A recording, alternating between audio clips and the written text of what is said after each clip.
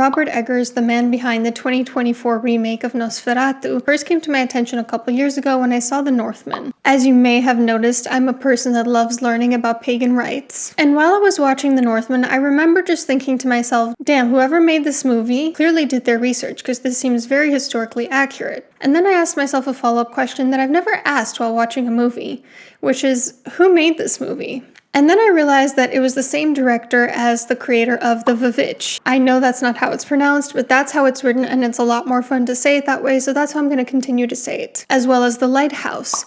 And at that point I thought, oh, okay, so this is my favorite movie director. Robert Eggers had caught my attention. So when I heard that he was coming out with a Nosferatu remake, I started counting down the days. And when the movie trailer came out, it had me in a chokehold.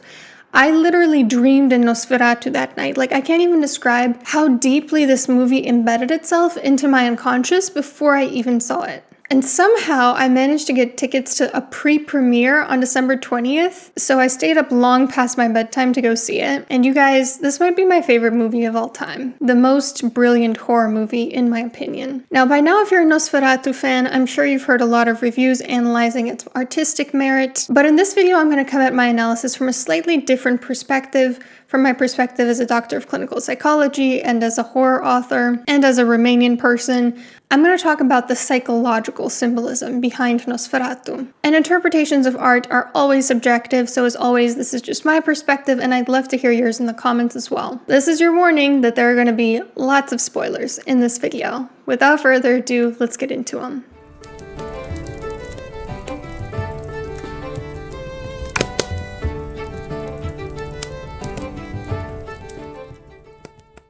So let me give you a brief summary of Nosferatu. The original Nosferatu was supposed to be a remake of Bram Stoker's Dracula, but without the copyrights, so they couldn't use the same exact names and details. Nosferatu comes from the Romanian word nesuferitu, which basically means an insufferable person, somebody that you can't stand. And actually, any name that ends in a U is typically Romanian. Silviu, Ovidiu, that's like in terms of first names. Then in terms of last names, we have Petrescu, Ionescu, Georgescu. You get the picture. And instead of taking place in the late 19th century London, like Bram Stoker's Dracula does, Nosferatu takes place in early 19th century Germany. Instead of being called Count Dracula, he's called Count Orlok. Lucy and Mina's characters from Dracula are kind of mixed around in the characters of Ellen and Anna in Nosferatu. Both Ellen and Anna kind of contain a little bit of Lucy and Mina. And instead of being engaged like Mina and Jonathan in Dracula, the characters of Ellen and Thomas are newlyweds in Nosferatu. Dr. Van Helsing in Dracula is Professor von Franz in Nosferatu. Also in Dracula, there are the characters of Renfield as well as Jonathan's boss, who are kind of combined in Nosferatu as one person called Erknock. But aside from these details, the plot is virtually the same. A not-so-rich young man in love is sent to Transylvania for his employer so that he can do business with a mysterious count who wants to buy local property. And once he gets there, the local Romanians warn him not to go, warn him that the count is dangerous, but he still goes. And I was really touched by Robert Eggers' continued commitment to historical and cultural accuracy. At one point, Erknock is invoking the god Zamolxis. I couldn't believe this when I heard it, because Zamolxis is like the most esoteric piece of knowledge you could possibly come up with.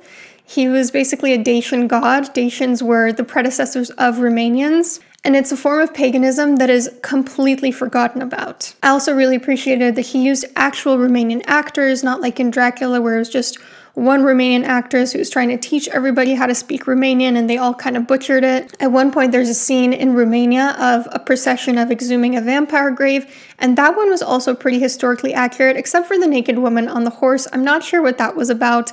But aside from that, it was just like the original vampire legends from the early 18th century, such as the legends of Arnold Paule and Peter Blagojevic from Serbia. The Visum et Repertum report from those times showed that doctors who actually went to these graves helped locals exhume them, and they were found with blood pouring out of their mouths, and they drove stakes through their hearts and decapitated them and threw the heads into the river. The exterior of the castle in Nosferatu was filmed at Hunedoara Castle, which is, in my opinion, the best castle in Romania. I highly recommend it if you're ever in the area, as one does. And also it is the place where Vlad Dracula the Impaler was briefly imprisoned. This means a lot to me because anytime there's a mention of Romanian culture in a movie, I get really excited. But there are a lot of situations where movie producers and directors really do not put in even the tiniest amount of research. For example, I have a real bone to pick with The Nun, because The Nun is supposedly set in Romania, and it takes place in a Catholic nunnery. And Romania is Christian Orthodox. It has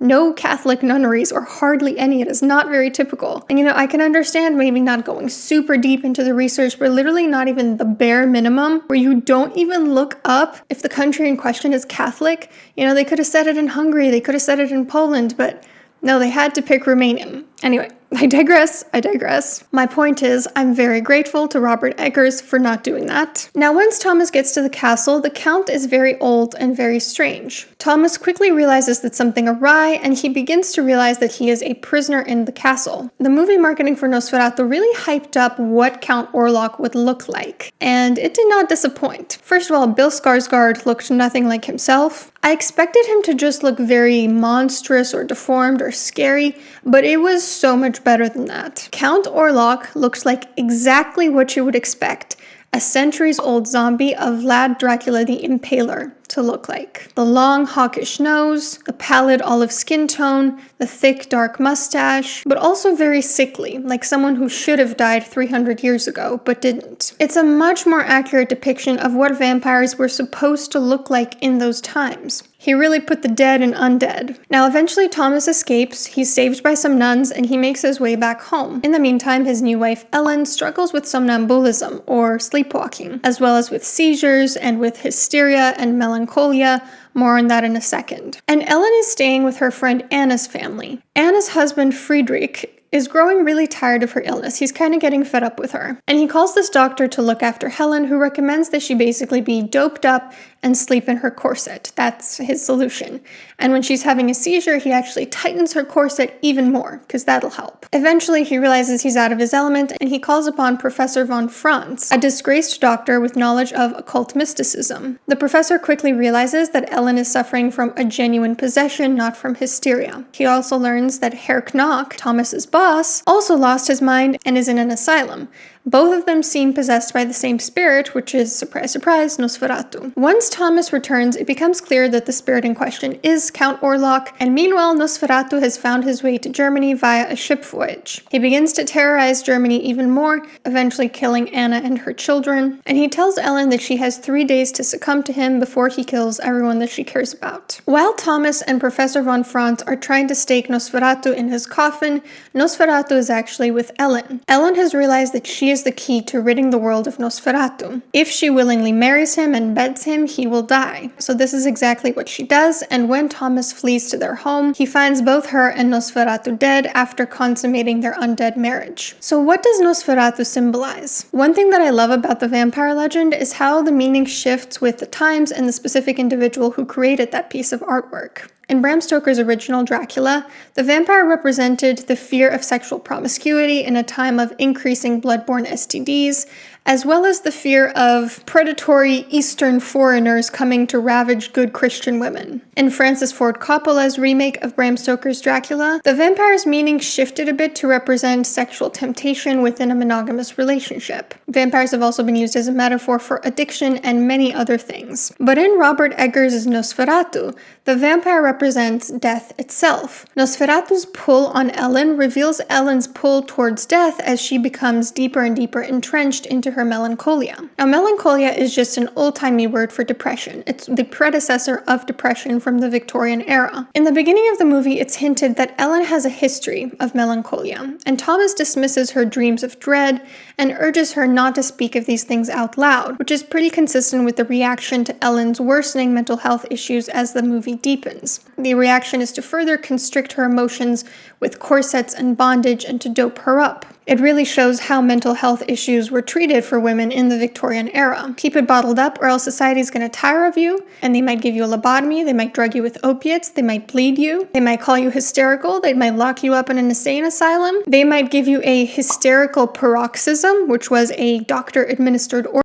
because you see, crazy women were seen as hysterical, from the Greek word hyster, which meant womb, because hysteria was seen as being caused by a wandering womb, your womb wandering around in your belly. Hysteria is the predecessor of modern-day histrionic personality disorder, which is a disorder characterized by excessive attention-seeking. And interestingly, pseudo-seizures, which are seizures that are not caused by epileptic brainwaves, are associated with histrionic personality disorder even in modern times, so it completely tracks that Ellen has both hysteria and seizures. I realized pretty early on that Ellen was going to die when Thomas had a vision where Count Orlok kept shifting into Ellen. The notes that I wrote during that scene were actually, is it Ellen's death that will end their marriage, her melancholia? And later in the movie, Ellen flat out says it. He is my melancholy, and now he's discovered our marriage and come back. For once, she was happy as a newlywed, but when her depression found out she was happy, he got jealous, and he came back to end her happiness. We see how Thomas has to compete with Ellen's melancholia. Her depression tells her that he's not good enough for her, that he gave up their nuptials for gold, which has a seed of truth, but also shows how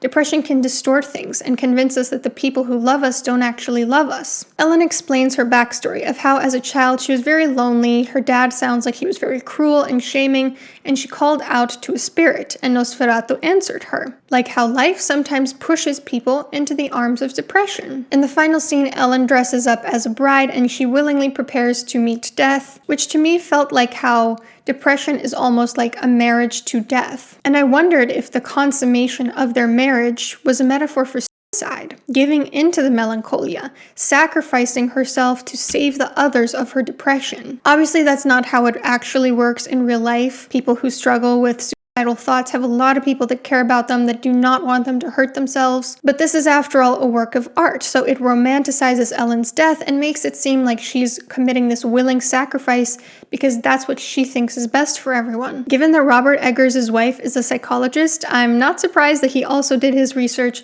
on the mental health aspects. But I also wondered if Nosferatu might not be a symbol for the shadow self. The shadow self is a Jungian term for the personification of everything that we wish not to be. Carl Jung noticed that oftentimes his patients would dream of these shadow figures chasing them in their dreams, and he believed that these shadows were their hidden, unconscious, repressed side of themselves.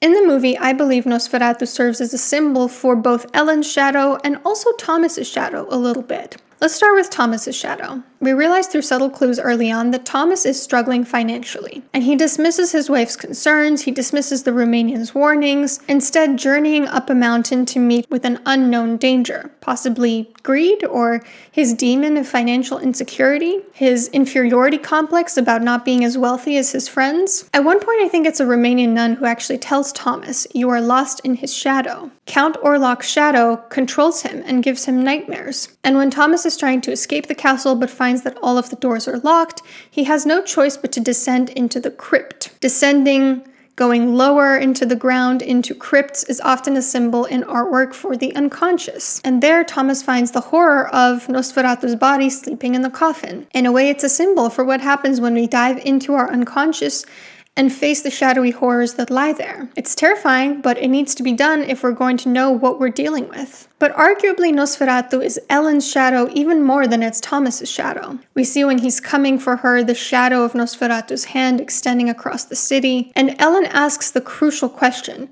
does evil come from within us or from beyond? Because the shadow self in dreams and artwork is basically an externalization of something that's really internal. Ellen is told at one point that demons like those with a more animalistic temperament, and sometimes the shadow self can be a more animalistic, primal version of ourselves, who has these sometimes awful impulses. Nosferatu even says to Ellen at one point, "It's not me, it's your nature." He is just a personification of her own shadow. And at another point in the movie, somebody says, "We must discover evil within ourselves to defeat it," which is essentially what shadow work is, uncovering these parts of ourselves that we've buried and deciding to look at them in the face. So here's an alternate interpretation of the ending. Maybe it's not that Ellen chooses suicide. died. Maybe it's that she finally willingly faces her shadow. In the end, that is the only solution to stopping the shadow self from completely controlling us, by facing it, romancing it, willingly cavorting with it, acknowledging the darkest, most repressed and rejected parts of ourselves, and finding a way to either accept them or integrate them into our personas. But Nosferatu also represents a sort of antichrist. And there are still some elements of seduction in the way he's depicted towards Ellen, but it's also more of a demon possession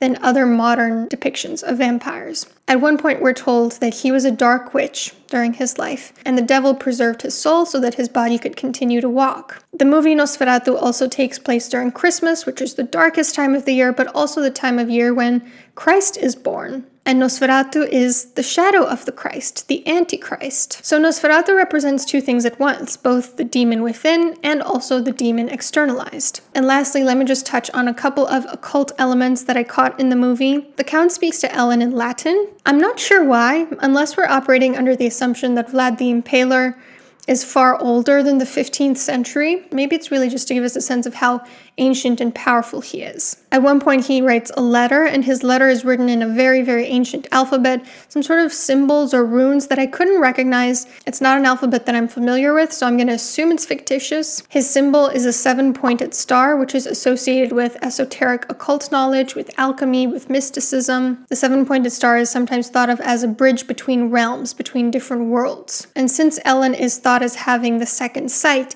basically astrally projecting between worlds when she's sleepwalking, this makes a lot of sense. Professor von Franz says she's no longer here, she's not with us, her soul is elsewhere. And of course, Professor von Franz himself studies alchemy and mysticism, so there are a ton of occult elements in this movie. All in all, I thought that this movie was just so brilliant. In the extremely unlikely scenario that Robert Eggers is watching this, I so appreciate your work. My goal in life is to be to fiction what you are to movies, and I'm really grateful for all the research and all the symbolism that goes into your movies. What do you think of the ending of Nosferatu? Is Ellen choosing death in her battle against melancholia, or is it about her choosing to marry her shadow in order to ultimately take his power away? What did you think of the movie, and what did you think of my analysis? I hope you have a lovely rest of your day, and I'll see you in a bit.